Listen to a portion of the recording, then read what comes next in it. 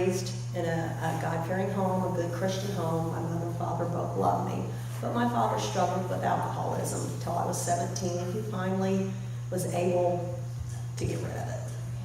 And my mother and father almost divorced because of it, but they're still together today after 58 years and love each other dearly. So I've drank on and off all my life. Just social drinking, nothing big. Usually didn't keep it in the house, you know. I even stopped drinking totally for 12 years for my husband because he was battling with alcohol. And I wanted to be supportive and help him, didn't want to tempt him. But things just went downhill. And we ended up getting a divorce. I've been divorced about 5.5 years ago. And I started drinking again. Nothing heavy, just, you know, every so often. And I had a relationship that ended about 2 years ago, and I thought this man was going to be my husband.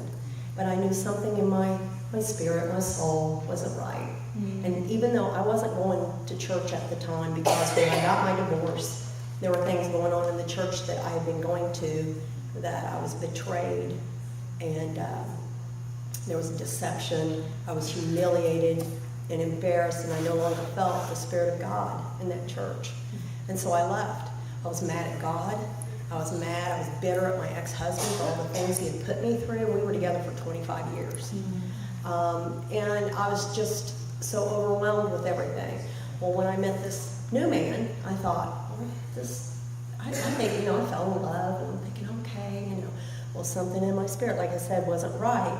So I asked God to reveal it to me. Even though I wasn't going to church, I never stopped believing in God. I was kind of mad at him, but I never, didn't believe. And I asked God, I said, please show me the character of this man and his intentions towards me, because I don't think it's right. There's something in me that doesn't feel right. Sure enough, a couple of months later, God showed me. And of course, I was heartbroken over all of it. And I thought, not again, God. I can't do this again. I can't take any more heartbreaks. So I said, I'm done. I said, I'm done with men.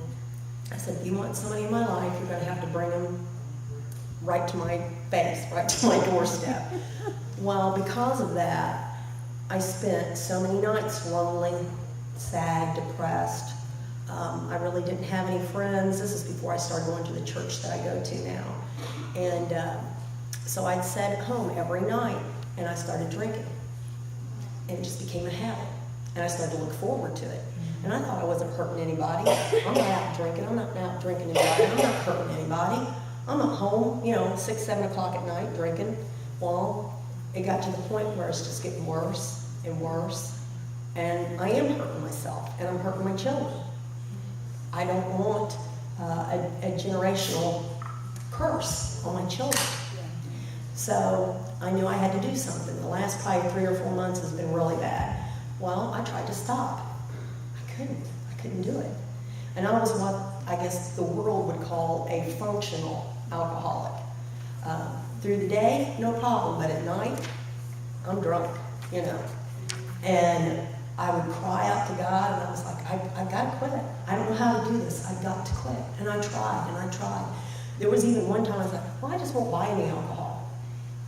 Then I won't have any to drink. Well, 10 o'clock at night, I freak out and leave my house to go buy some because I have to have it.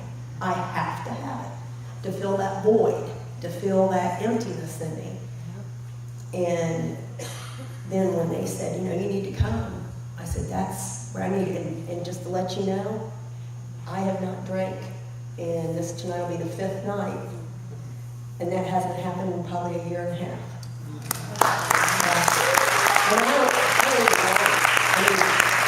I could go buy some. I could go get some right now, but I don't even want it. So,